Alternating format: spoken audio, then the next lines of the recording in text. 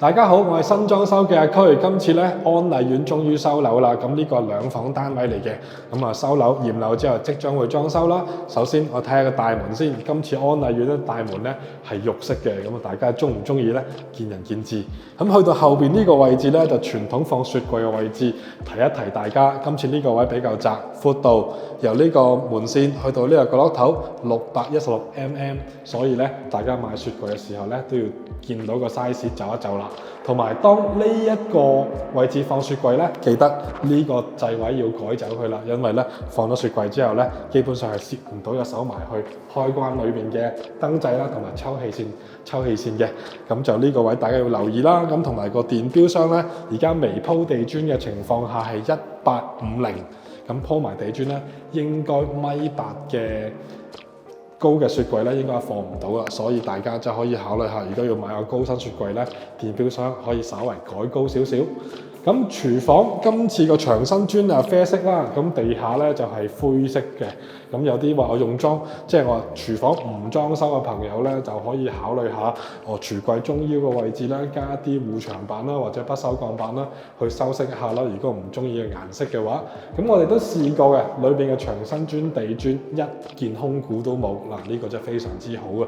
咁廁所咧嘅牆身磚、地磚咧，同廚房一樣顏色咧，都係淺啡色同埋地下灰色啦。咁呢個廁所我哋都試咗水啦，非常之好啊，防水係冇問題嘅。咁我哋一邊放水咯，超過半個鐘浸過晒，跟住喺出邊咧用肉眼啦、紅外線嘅儀器睇過啦，都係冇漏水嘅。咁由於 MIC 嘅關係啦，廚房廁所嘅牆身係唔喐得嘅，所以咧咁我哋裝修嘅時候咧，只可以拆咗裏邊嘅牆身磚、地磚，改下裏邊嘅間隔，門口咧最多收細佢，而唔可以改位嘅，大家要留意下。咁其實咧，我哋睇翻原裝膠樓嘅油漆，其實都唔錯嘅。咁當然啦，有啲油漆比較薄身啲啦。咁但係你有冇撲起咧？咁呢一間就冇嘅。但係留意翻啦，所有角位啊、牆身直唔直咧，其實都有些少波浪。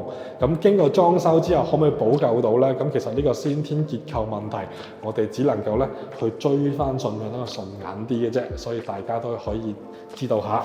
咁去到呢度咧。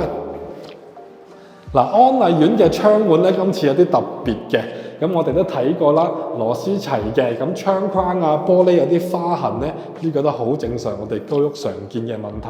咁咧呢個位置今次多條骨喺度啦，咁樣好處就係硬淨啲啦，咁有條骨喺度，咁我哋咧做呢一個窗台雲石條都要留意啦，度清楚呢個位，開個噏，或者咧請現場嘅泥水師傅咧喺現場開翻噏位咧，界得靚靚先至可以做到呢一個窗台雲石條。